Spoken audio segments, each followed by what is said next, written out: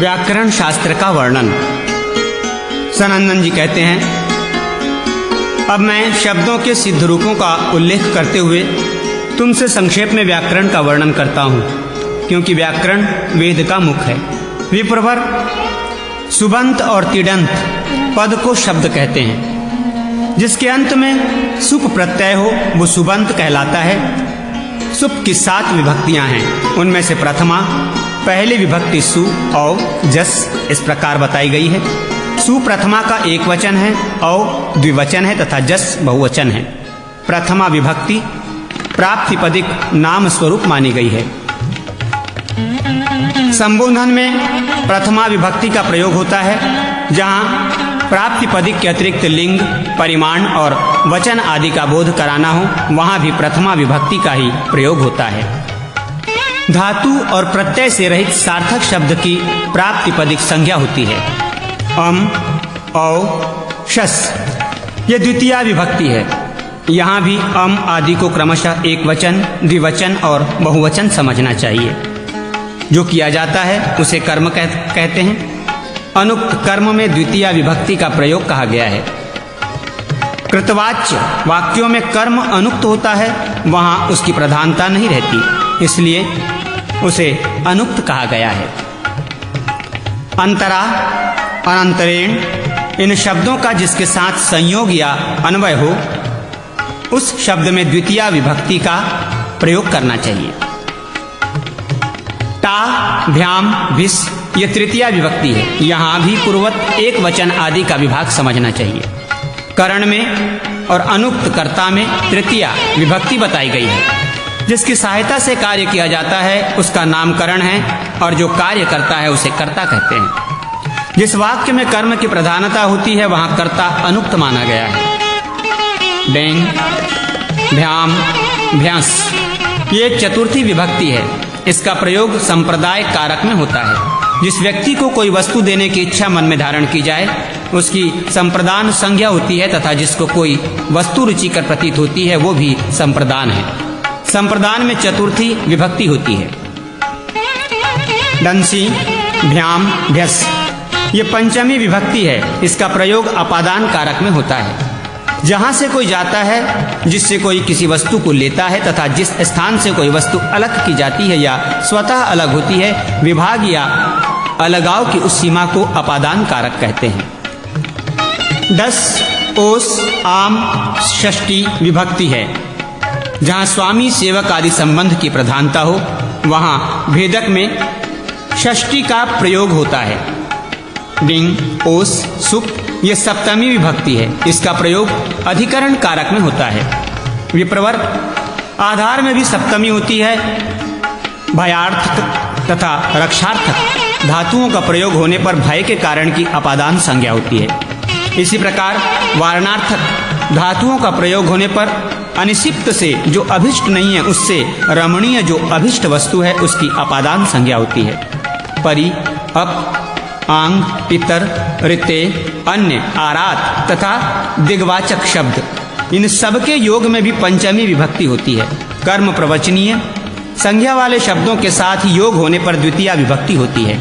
लक्षण, इतत्थम भूताख्यान, भाग तथा विप्सा इन सब की अभिव्यक्ति के लिए प्रयुक्त हुए प्रति, परि, अनु इन अव्ययों की कर्म प्रवचनीय संज्ञा होती है।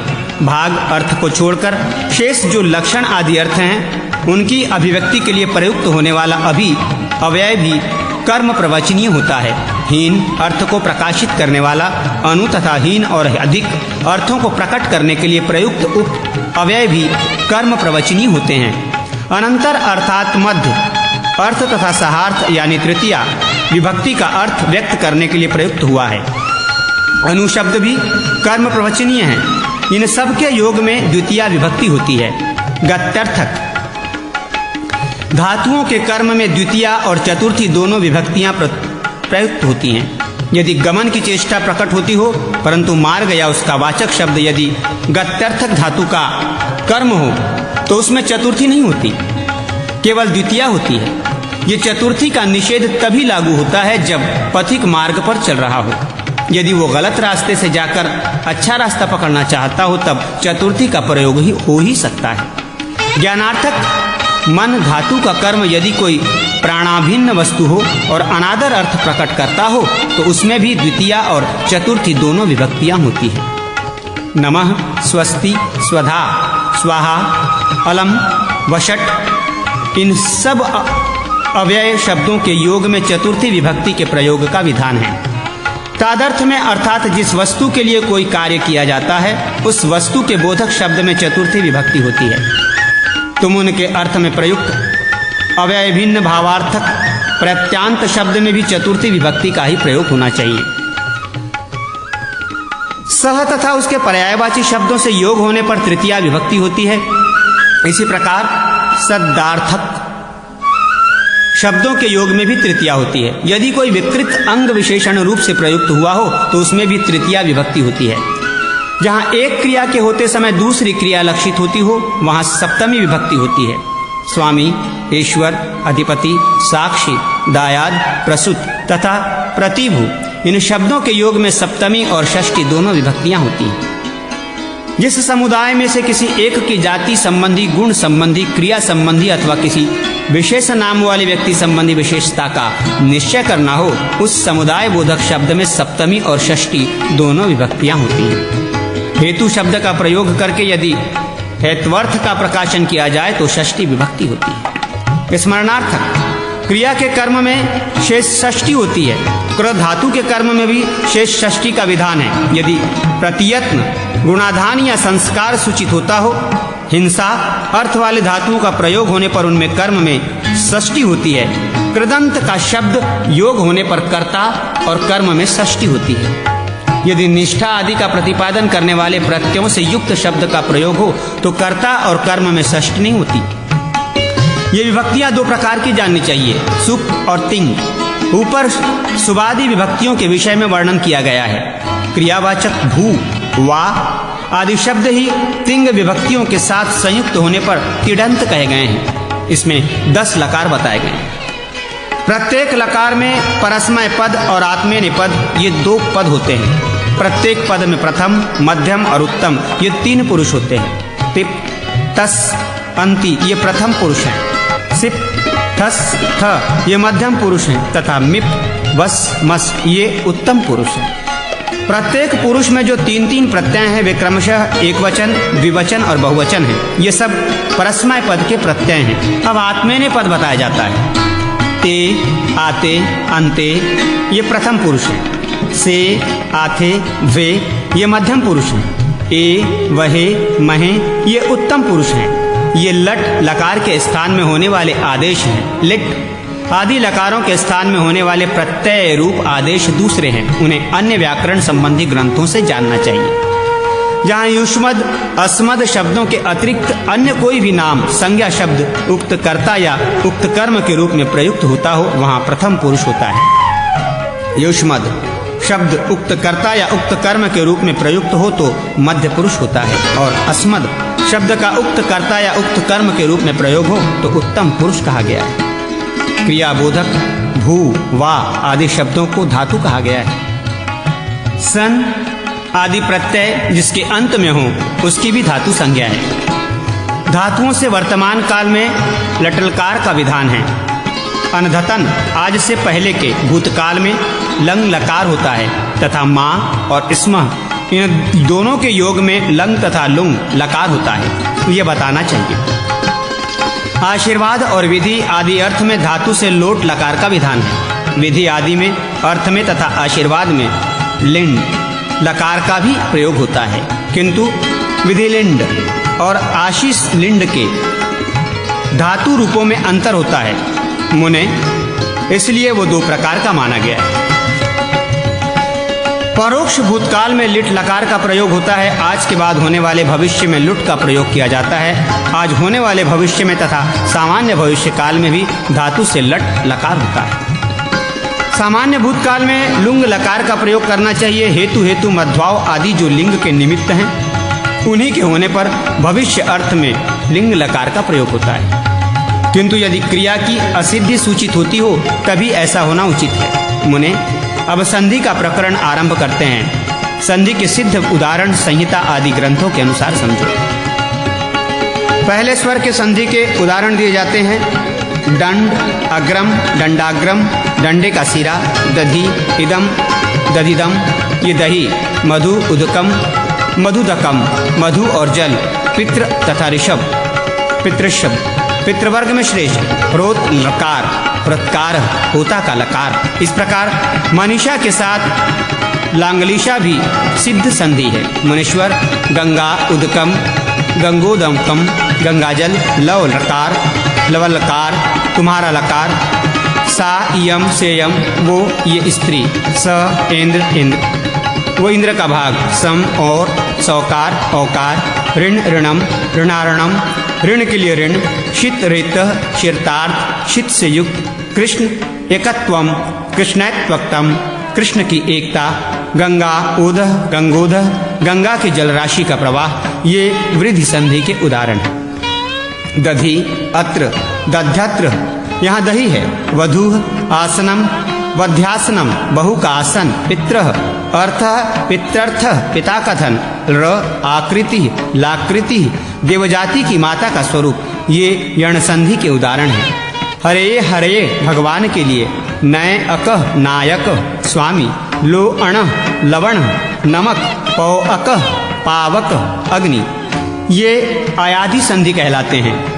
ते आद्या, तो आद्या वे प्रथम हैं। विष्णु एहत्र, विष्णु एहत्र, भगवान विष्णु यहाँ पधारिए। तस्मै अर्ध, तस्मा अर्ध, उनके लिए अर्ध। गुरु अध, गुराध, गुरु के समीप नीचे। इन उदाहरणों में यलोप और विलोप हुए हैं। हरे अब, हरेहव, भगवान रक्षा कीजिए। विष्णु अब, विष्णुअब, विष्णु रक्षा कीजिए, ये पूर्वरूप संधि है। अदस शब्द संबंधी मकार से परे यदि दीर्घ ई और ऊ ओ हो तो वे ज्यों के त्यों रह जाते हैं। इस अवस्था को प्रकृति भाव कहते हैं। जैसे अभी अथाह, ये पापी है। शौरी एतो, ये दोनों श्री कृष्ण बलराम हैं। विष्णु इमौ, ये दोनों विष्णु रूप है। दुर्गय अमु, ये दोनों दुर्गा रूप हैं। ये भी प्रकृति भाव के ही उदाहरण हैं। नो अर्जुन, अर्जुन नहीं है। आ एवं, ऐसा ही है, इसमें भी संधि नहीं होती। मुनिश्रेष्ठ नारद, अमीयधाह से लेकर यहाँ तक के सभी उदाहरण ऐसे हैं जो अपनी प्रकृता अवस्था में ही रहते हैं। अब व्यंजन संधि के उदाहरण दिए जाते हैं। षट अन्न, षडत्र, यहाँ 6 हैं। षडमात्र, षडमात्र, 6 माताएं। वाक्शुर, वाकच्छुर, बोलने में बहादुर। वाखरी, वाघारी, वाणी रूप भगवान। हरिशेते, हरिशेते, श्री हरि शयन करते हैं। विभुश्चिंत्य, विभुश्चिंत्य, सर्वव्यापी परमेश्वर चिंतन करने योग्य है। तत्शेह, तत्शेषेह, उसका शेष। यतचर, यच्चर, जिसमें चरने वाला। प्रश्न धननः, प्रश्न सवाल। हरिश षष्ठ, हरिषष्ठ, श्री हरि छठे हैं। तथा कृष्ण टीकते, कृष्णष्टिकते, श्री कृष्ण जाते हैं इत्यादि।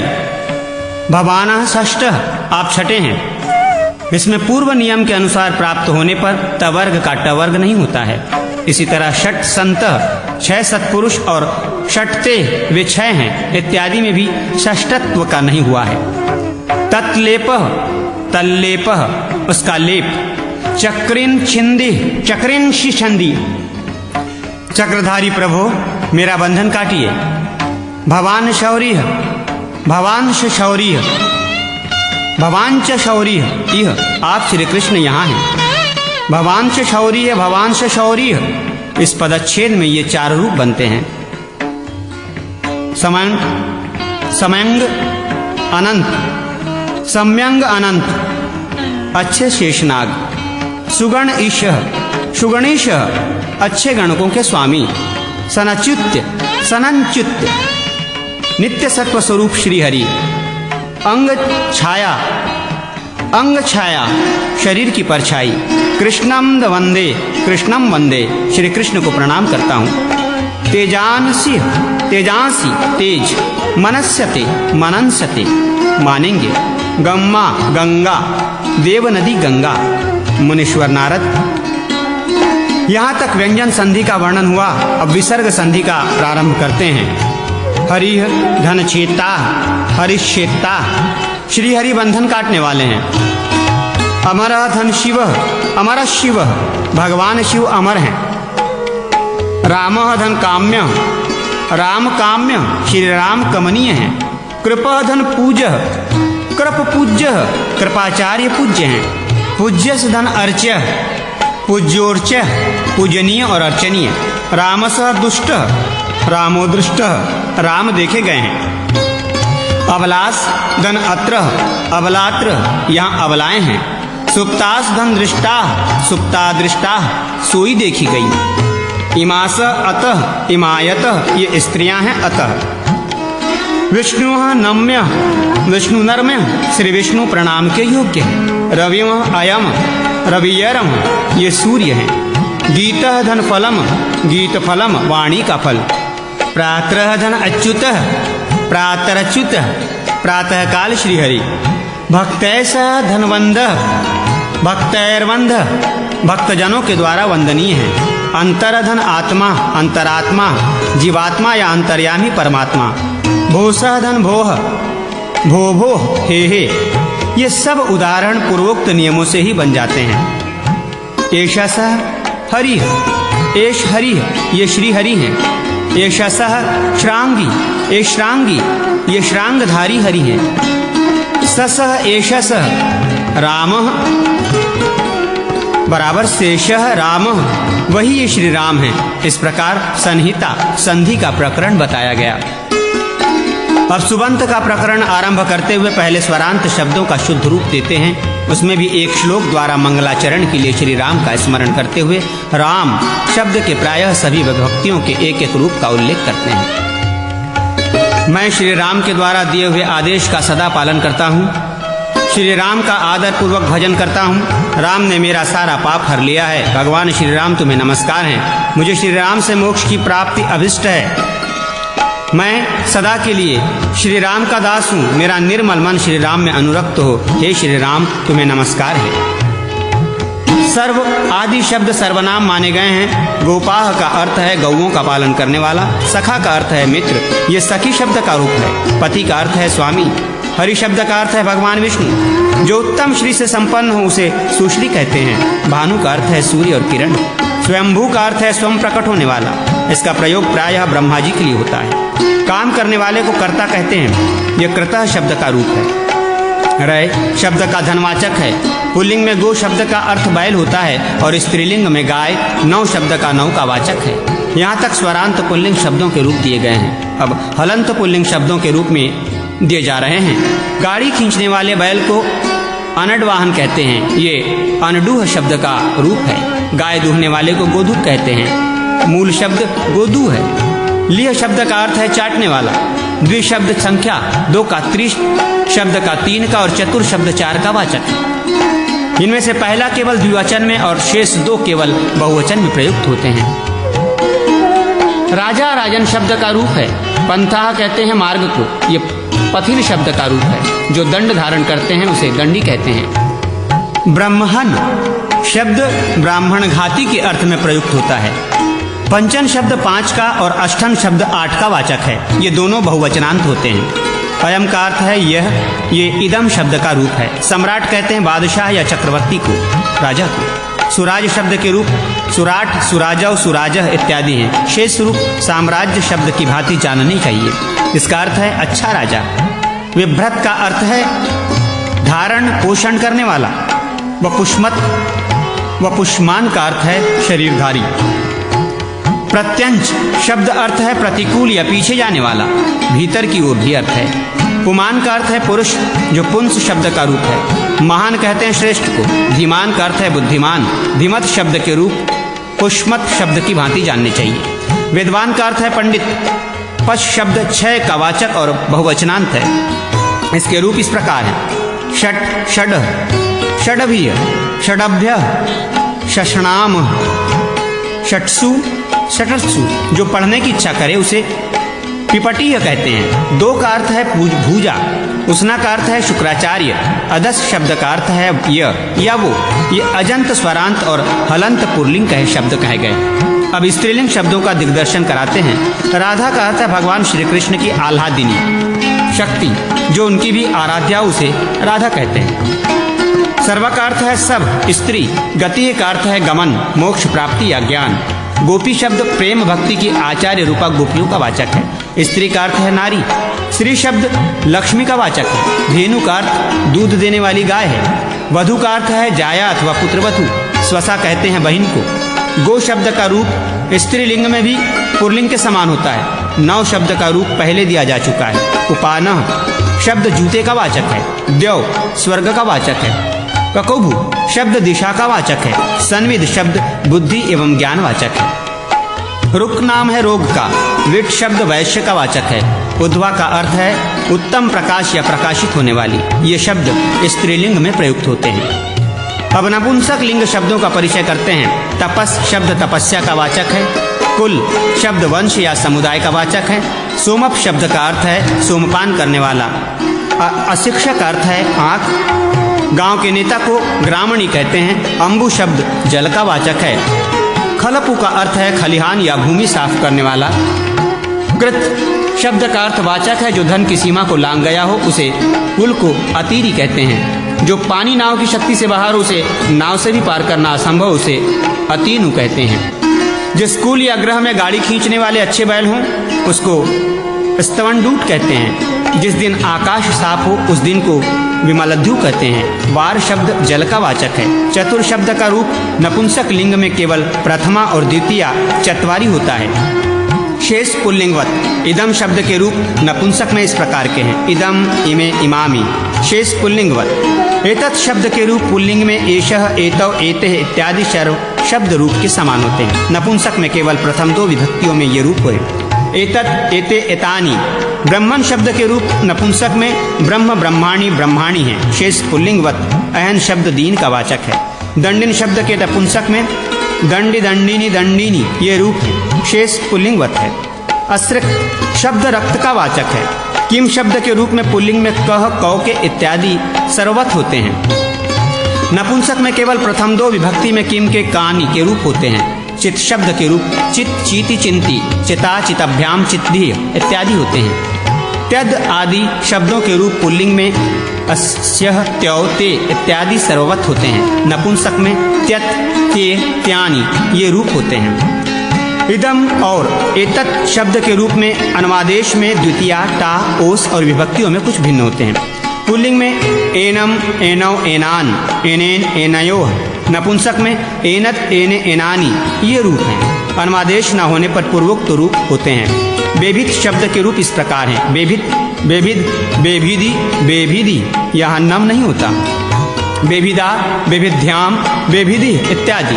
गवाक शब्द के रूप गति और पूजा के अर्थ भेद से अनेक होते हैं। गति पक्ष में गवाक का अर्थ है गाय के पास जाने वाला और पूजा कक्ष में उसका अर्थ है गोपूजक। प्रथमा और द्वितीय विभक्तियों में उसके उभय पक्षीय रूप इस प्रकार के हैं। एक वचन में ये 9 रूप होते हैं। गवाक, गवाग, गोवक, गोवग, गोक, गोक, गवांग, गोवंग। गोंग द्विवचन में 4 रूप होते हैं। गोची, गवाची, गोवच्ची, गोची। बहुवचन में 3 रूप हैं। गवाची, गोवाची और गोची। प्रथमा द्वितीय विभक्तियों में ये ही रूप होते हैं। तृतीया से लेकर सप्तमी के एक वचन में सर्वत्र 4 रूप होते हैं। गोच्चा, गवाच्चा, गोवच्चा, गोच्चा इत्यादि। भ्याम, भिसह और भस्य 6 रूप होते हैं। गवाभ्याम, गोअभ्याम, गोअभ्यामः, गवांगभ्याम, गवांग्याम्भ्याम, गवांगभ्याम इत्यादि। सप्तमी के बहुवचन में भी 9 रूप होते हैं। गवांगडक्षु, गोवंगडक्षु, गंगक्षु, गवांगक्षु, गोवंगडक्षु, गोंगक्षु, गवाक्षु, गोवक्षु, गोक्षु। इस प्रकार कुल 109 रूप होते हैं। तिर्यक शब्द पशु पक्षियों का वाचक है। यकृत शब्द कलेजा तथा उससे संबंध रखने वाले बीमारी का बोधक है। शकृत शब्द विष्टा का वाचक है। ददत शब्द का रूप पुल्लिंग में विभ्रत शब्द की तरह होता है। नपुंसक में ददत, ददती, ददंती, ददती ये रूप होते हैं। शेष पुल्लिंगवत। भवत शब्द का अर्थ है पूज्य। श्रत, प्रत्ययांत। भवत शब्द के रूप पुल्लिंग में भवन, भवंतो, भवंत इत्यादि होते हैं। शेष पूर्ववत स्त्रीलिंग में भवंती, भक्त्यान्नो, भवन्त्य इत्यादि गोपी के समान रूप है। नपुंसक में पूर्ववत हैं। पचत शब्द का रूप सभी लिंगों में श्रत प्रत्ययांत भवत शब्द के समान होता है। तदत शब्द पुल्लिंग में पचत शब्द के ही समान है। स्त्रीलिंग में डिप प्रत्यय होने पर उसके दो रूप होते हैं, तुदति और तुदंती। फिर इन दोनों के रूप गोपी शब्द की भांति चलते हैं। नपुंसक में प्रथम दो विभक्तियों के रूप इस प्रकार हैं, तुदत, तुदति, तुदंती, तुदतिंत। शेष पुल्लिंगवत। द्विव्यक्त शब्द के रूप सभी लिंगों में पचत के समान है। धनुष शब्द के रूप इस प्रकार हैं, धनुः, धनुषि, धनुंषिः, धनुषा, धनुर्भ्याम इत्यादि। पिपशिष्ट शब्द के रूप नपुंसक में इस प्रकार हैं, पिपठीय, पिपठिषिः, पिपंठिषिः। शेष पुल्लिंगवत। पयस शब्द के रूप तपस शब्द के समान होते हैं। ये दूध और जल का वाचक हैं। अदस शब्द के पुल्लिंग रूप बताए जा चुके हैं। जिस स्कूल में अच्छे पुरुष होते हैं उसे सुपुम कहते हैं। अब हम कुछ ऐसे शब्दों का वर्णन करते हैं जो गुण, द्रव्य और क्रिया के संबंध में तीनों लिंगों में प्रयुक्त होते हैं। शुक्त, किलाल्पा, शुचि, ग्रामणी, सुधि, पटु। स्वयंभू तथा कर्ता मात्र शब्द ये परिच्छेद वाचक हो, ये तीनों लिंगों में प्रयुक्त होते हैं। इनके पुल्लिंग रूप माता, मातरौ, मातारः इत्यादि। नपुंसक रूप मात्र, मातृणी, मातृणी इत्यादि और स्त्रीलिंग रूप मातृ, मात्र्यो, मात्रः। जननीवाची मात्र शब्द नित्य स्त्रीलिंग है। इसके रूप इस प्रकार है, माता, मातरौ, मात्रः, मातरम, मात्रो, मात्रः इत्यादि। इसके शेष रूप स्वरस शब्द के समान है। पितृ शब्द यदि कुल का विशेषण हो तो नपुंसक में प्रयुक्त हो सकता है, अन्यथा वो नित्य पुल्लिंग है। इसके रूप पिता, पितरो, पितरः, पितरम, पितरो, प्रतनः इत्यादि हैं। शेष कृत शब्द के समान समझने चाहिए। नृ शब्द नित्य पुल्लिंग है और उसके सभी रूप पितृ शब्द के समान हैं। केवल षष्ठी के बहुवचन में इसके दो रूप होते हैं, नृणाम, नृणामः। सत्य, अनायुषः, अंपुष्मतः, भ्रमर, विग्रपातः, धनाढ्य, सौम्य, अगर्ह्य, तादृक्, स्वर्ण, बहु। ये शब्द भी तीन लिंगों में प्रयुक्त होते हैं। अब सर्वनाम शब्दों को सूचित करते हैं। सर्व, विश्व, उभय, उभ, अन्य, अनंतर, इतर, डतर, डतम, नेम, त्व, त्वत्, सम, सिम, पूर्व, पर, अवर, दक्षिण, उत्तर, अधर, अपर, स्व, अंतर, त्यत, दद, यद, एतद, इदम, अदस, किम, एक, द्वि, युषद, अस्मद, भवत। ये सर्वनाम है और इनके रूप प्रायः सर्व शब्द के समान ही है। प्रथम, चरम, तय, अल्प, अर्ध, कतिपय और नेम। इन शब्दों के प्रथमा के बहुवचन में दो रूप होते हैं, यथा प्रथमे, प्रथमाः, चरणे, चरमाः इत्यादि। स्वरादि और निपात तथा उपसर्ग, विभक्ति एवं स्वर के प्रतिरूप शब्द अव्यय संज्ञक होते हैं। अब तंडित प्रत्यांत शब्दों का उल्लेख करते हैं। निम्नांकित शब्द अपत्यवाचक संज्ञा के रूप में प्रयुक्त होते हैं, पांडव, श्रैधर्य, गार्ग्य, नाडायन, आत्रेय, गांगेय, पैतृष्व, स्त्रीय। निम्नांकित शब्द देवार्थक और इदमर्थक प्रत्यय से युक्त हैं, यथा इंद्रम, हविः, ब्राह्मो, बलिः। क्रिया में संयुक्त कर्म और कर्ता से तद्धित प्रत्यय होते हैं। धुरम, वहति इति धूरयः। जो धुर अर्थात भार को वहन करे वो धौर्य है। यहाँ धुर शब्द कर्म है और वहन क्रिया में संयुक्त भी है, अतः उससे ये त्वद्धित प्रत्यय हुआ। आदिस्वर की वृद्धि हुई और ध्वारय शब्द सिद्ध हुआ।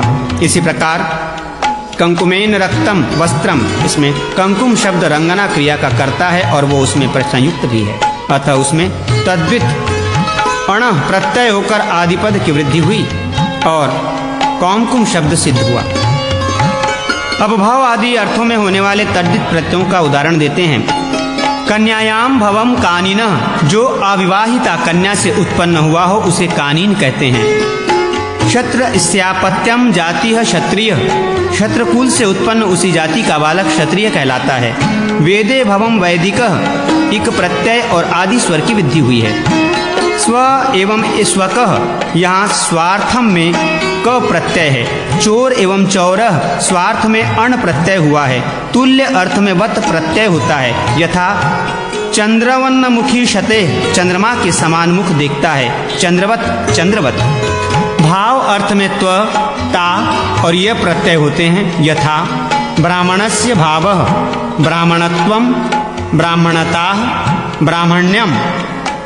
अस्तर्थ में मुतुप और इन प्रत्यय होते हैं। गौ अययास्ति इति गोमानः, धनमयास्ति इति धनी।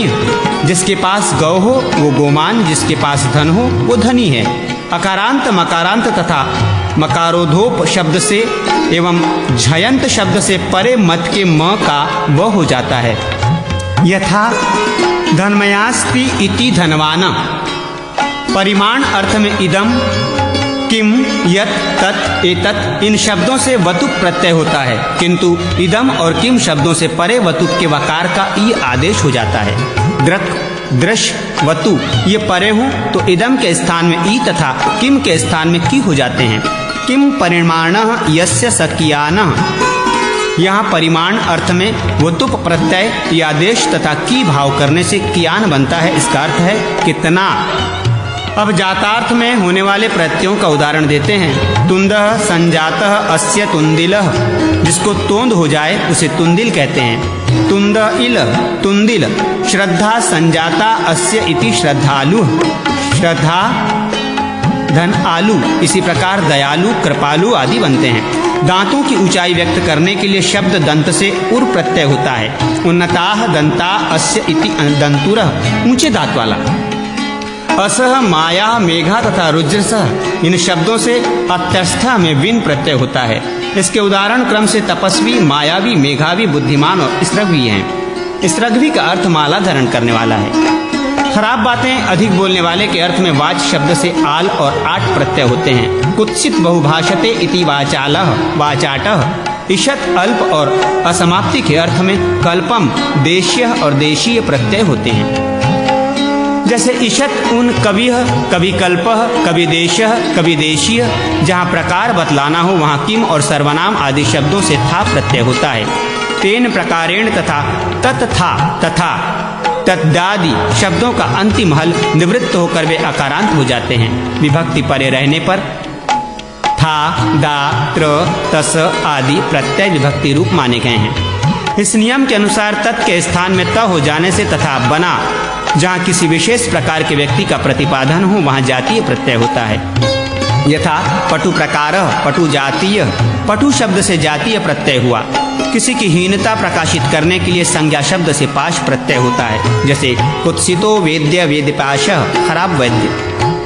प्रशंसा अर्थ रूप में प्रत्यय होता है। यथा प्रशस्तो वैद्य, वैद्य रूप, उत्तम वैद्य। मुनिवर नारद जी।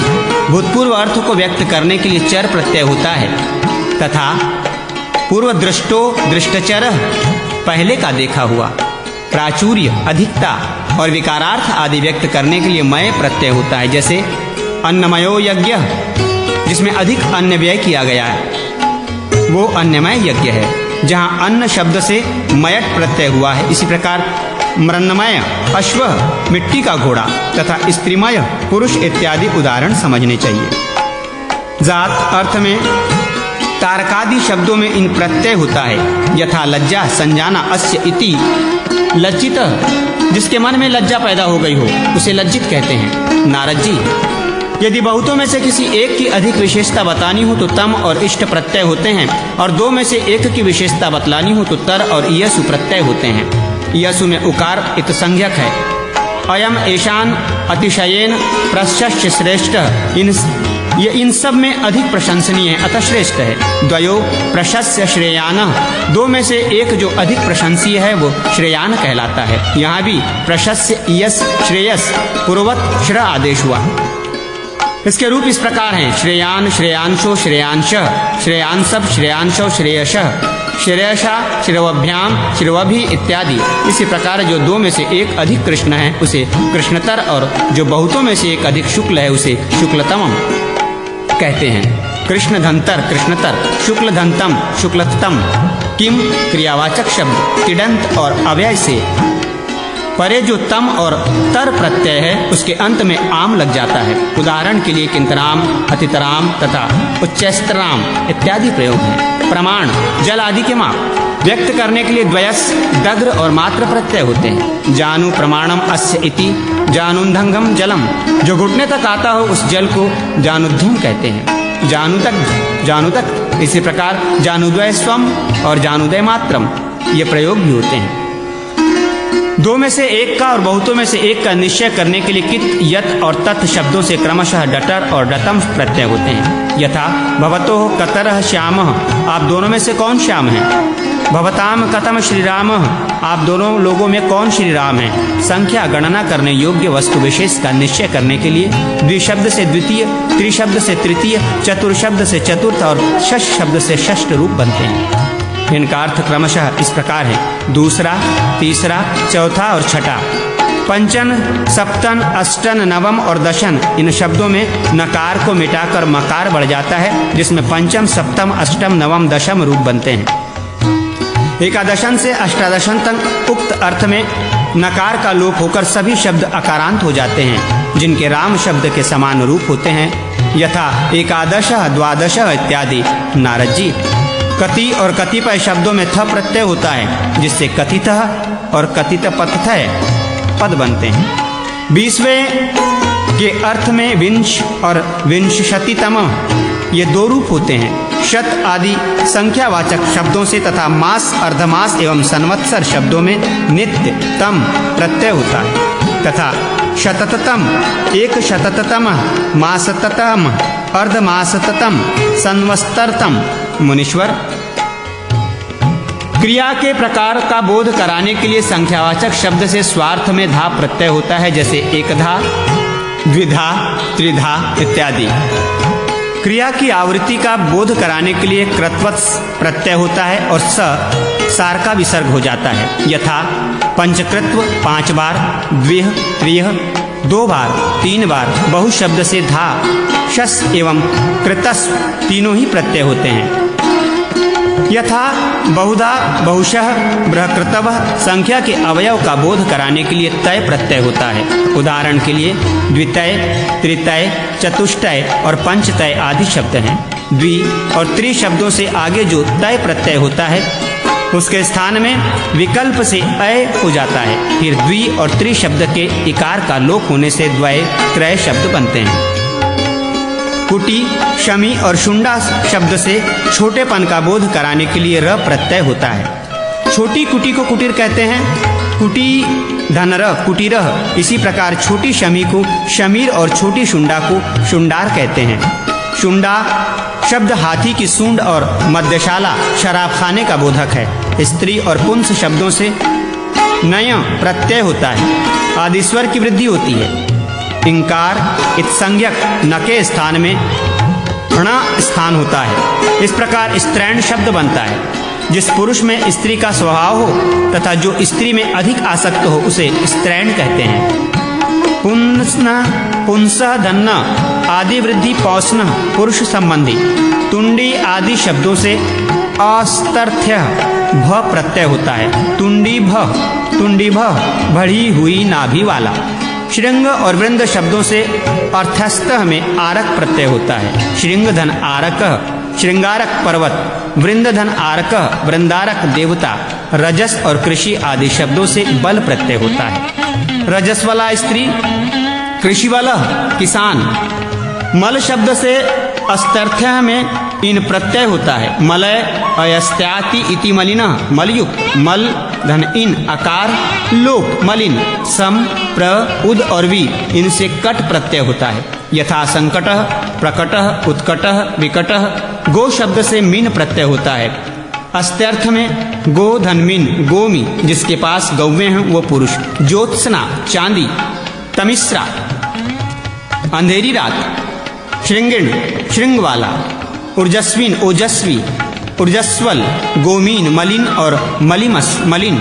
ये शब्द मतवर्थ में निपातक सिद्धि हैं। गौरी की विधम, इसकी व्युत्पत्ति यूं है। भौरी का नाम विषयो देश। भौरी की विधम, भौरी की नाम वाले वर्ग विशेष लोगों का देश। एशुरिकारी नाम विषयो देशम एशुकारी रिभक्तम, एशुकारी बाण बनाने वाले लोगों का देश। इन दोनों उदाहरणों में क्रमशः विद एवं भक्त प्रत्यय हुए हैं। भौरिक्यादि तथा एशुकार्यादि शब्दों में विद एवं भक्त प्रत्यय होने का नियम है। उत्कटतम, इसकी सिद्धि का नियम पहले बताया गया है। नासिका की निचाई व्यक्त करने के लिए अब उपसर्ग से टिट, नाट या भ्रट प्रत्यय होते हैं तथा नी उपसर्ग से विड और विरिस प्रत्यय होते हैं। इसके सिवा नी से इन और पिट प्रत्यय भी होते हैं। इन प्रत्यय परे होने पर नी के स्थान में चिक आदेश हो जाता है और पिट प्रत्यय परे होने पर नी के स्थान में ची आदेश होता है। मूलोक्त उदाहरण इस प्रकार है। अवटिटः, अवनाटः, अवभ्रष्टः, नीचे नाक वाला पुरुष। निविडम, नीची नाक। निविरसम, निकिनम, चिपिटम, चिक्कम, इन सब का अर्थ नीची नाक है। जिसके आंख से पानी आता हो उसको चिल्ल और पिल्ल कहते हैं। ल प्रत्यय है और क्लिन्न शब्द प्रकृति है, जिसके स्थान में चिल्ल और पिल्ल आदेश हुए हैं। पैदा करने वाले खेत के अर्थ में पैदावार वाचक शब्द से शाकट और शाकीन प्रत्यय होते हैं। जैसे इक्षु शाकटरम, इक्षु शाकीननम, इसके द्वारा विख्यात है। इस अर्थ में चंचू और चण प्रत्यय होते हैं। जो विद्या से विख्यात है उसे विद्याचण और विद्याचंशु कहते हैं। बहु आदि शब्दों से तिथ प्रत्यय होता है। पूर्ण अर्थ में मौनान पूर्णम इति बहुतितथम। श्रृंगणम शब्द पर्वत का वाचक है। इसे निपात सिद्ध बताया जा चुका है। ऐश्वर्यवाचक स्व शब्द से आमीन प्रत्यय होता है। स्व आमीन, स्वामी, अधीश्वर या मालिक। रूप शब्द से आहत और प्रशंसा अर्थ में यह प्रत्यय होता है। यथा विषमम, आहतम वा रूप मस्त्या स्थितिः, रूप्यम कारषाणपः, खराब पैसा। रूप्यम आभूषणम, खराब आभूषण इत्यादि। उप और अधि से त्यक प्रत्यय होता है। क्रमशः समीप एवं ऊंचाई की भूमि का बोधक होने पर पर्वत के पास की भूमि को उपत्यका, तराई कहते हैं और पर्वत के ऊपर की ऊंची भूमि को अधिकतक्या कहते हैं। वात शब्द से उल प्रत्यय होता है। असहन एवं समूह के अर्थ में वातम न सहते वातुलः, जो हवा न सह सके वो वातुल है। वातुल, अलोप वातुलः, वात के समूह। आंधी को भी वातुलः कहते हैं। कुतु शब्द से डुप प्रत्यय होता है। डकार इतसंज्ञक इलोप, ह्रस्वा कुतुः, कुतुपः, चमड़े का तैलपात्र कुप्पी। बल न सहते, बल नहीं सहता। इस अर्थ में बल शब्द से उल प्रत्यय होता है। बल उल, बलुलः। हिम न सहते, हिम को नहीं सहता। इस अर्थ में हिम से एलु प्रत्यय होता है। हिम एलु, हिमेलु। अनुकंपा अर्थ में मनुष्य के नामवाचक शब्द से इक एवं अंग आदि प्रत्यय होते हैं तथा स्वरादि प्रत्यय परे रहने पर पूर्ववर्ती शब्द के द्वितीय स्वर से आगे के सभी अक्षर लुप्त हो जाते हैं। द्वितीय स्वर संधि अक्षर हो तो उसका भी लोप हो जाता है। इन सब नियमों के अनुसार ये दो उदाहरण हैं। अनुकंपित, कडोह, कहिकः, अनुकंपितः। उपेंद्र दत्तः, उपड़। उर्णायु का अर्थ है ऊन वाला। जीव, भेड़ आदि अथवा ऊनी आदि कंबल। उर्णा से युस प्रत्यय होकर उर्णायु बना है। पर्व और मरुत शब्दों से त प्रत्यय होता है। पर्व धनत, पर्वतः, पहाड़। मरुत धनत, मरुतः, मरुआ नामक पौधा अथवा महाराज मरुत। एक शब्द से असहाय अर्थ में आकीन, कन और उसका लुक, ये तीनों कार्य बारी बारी से होते हैं। एक आकीन, एकाकी। एक धनक, एकक। कन का लोप होने पर एक। इन सब का अर्थ अकेला, असहाय है। चर्वणवती एक नदी का नाम है। इसके चर्वन शब्द से मतुप, मकार का वकारादेश, नलोप का अभाव और णत्व का आदि कार्य निपात सिद्धि है। स्त्रीलिंग बोधक डिंग, स्त्रीलिंग बोधक डिंप प्रत्यय हुआ है। ज्योत्सना और तमिस्ना निपात सिद्धि है। ये बात गोमी के प्रसंग में कही गई है। इसी प्रकार अष्टिवत, कक्षिवत, रुमणवत, आसंदिवत तथा चक्रिवत ये शब्द भी निपात शब्द हैं। यथा आसंदिवान ग्रामः, अष्टिवान नाम ऋषि, चक्रिवान नाम राजा, कक्षिवान नाम ऋषि, रुमणवान नाम पर्वत। तृष्णिंग शब्द से काम प्रत्यय होता है। अक्ष के प्रकरण में तुष्णिकाम आस्ते चुप बैठता है। मित कार्य अंतिम स्वर के बाद होता है। तिडंत अव्यय और सर्वनाम से टी के पहले अकच होता है। चकार इत संज्ञक है। इस नियम के अनुसार जलपति इस तिडंत पद के इकार से पहले अकच होने से जलपतकी बोलता है, रूप बनता है। कम और शम यह मकरांत अव्यय हैं। कम का अर्थ जल और सुख है, शम का अर्थ सुख है। इन दोनों से 7 प्रत्यय होते हैं, व, भ, युस, ती, तु, त और यस। युस और यस का सकार इत संज्ञक है। इन सब के उदाहरण क्रमशः इस प्रकार हैं, कवमः, कंभः, कयुमः, कंतिः, कंतुः, कंतः, कयमः, शवमः, शंभः, शंयुः, शंतिः, शंतुः, शंतः, शन्मयः, अहम्। यह मकरांत अव्यय अहंकार के अर्थ में प्रयुक्त होता है। और शुभम, यह मकरांत अव्यय शुभ अर्थ में है। इनसे युस प्रत्यय होता है, सकार इत संज्ञक है। अहम यु, अहायुम, अहंकारवान, शुभम यु, शुभमयु, शुभयुक्त पुरुष। अब तिडंत प्रकरण प्रारंभ करके कुछ धातु के रूपों का दिग्दर्शन कराते हैं। व्याकरणों ने 10 प्रकार के धातु समुदाय माने हैं। उन्हें नवगणी या 10 गणी के नाम से जाना जाता है। उसके नाम है भ्वादि, अदादि, जुहोत्यादि, दिवादि, स्वादि, तुदादि, रुधादि, तनादि, क्रयादि तथा चुरादि। भगवादि गण के सभी धातुओं के रूप प्रायः एक प्रकार एवं एक शैली के होते हैं। दूसरे गणों के धातु भी अपने अपने ढंग से एक ही तरह के होते हैं। यहाँ सभी गणों के एक एक धातु के 9 लकारों में एक एक रूप दिया जाता है। शेष धातु और उनके रूपों का ज्ञान विद्वान गुरु से प्राप्त करना चाहिए। भू धातु के लट लकार में भवति, भवतः, भवंती इत्यादि रूप बनते हैं। लिट लकार में बभूव, बभूतु, बभूव इत्यादि लुट में भविता, भवितारव, भवितारः इत्यादि लट, भविष्यतै, भविष्यतः, भविष्यन्ति इत्यादि लोट में भवतु, भवतात, भवताद, भवताम, भवन्तु इत्यादि लडंगकार में अभवतः, अभवताम, अभवतम इत्यादि विधिलिंग में भवेत, भवेताम, भयौ इत्यादि। आशीष लिंग में भयात, भूयस्ताम, भूयासु इत्यादि लिंग में अभूव, अभुताम, अभुवम इत्यादि तथा लिंग लकार में अभविष्यतः, अभिष्यताम, अभिष्यन इत्यादि ये शब्द रूप होते हैं। भू धातु का अर्थ सत्ता है, भवती का अर्थ होता है ऐसा किया जाता है। अब अदादि गण के अद धातु का पूर्वत प्रत्येक लकार में एक एक रूप दिया जाता है। अद धातु भक्षण अर्थ में प्रयुक्त होता है। अत्ति, जघास, अत्ताह, अत्यसी, अत्तु, आदत, अद्यात, अद्यात, अधसतः, आत्सत।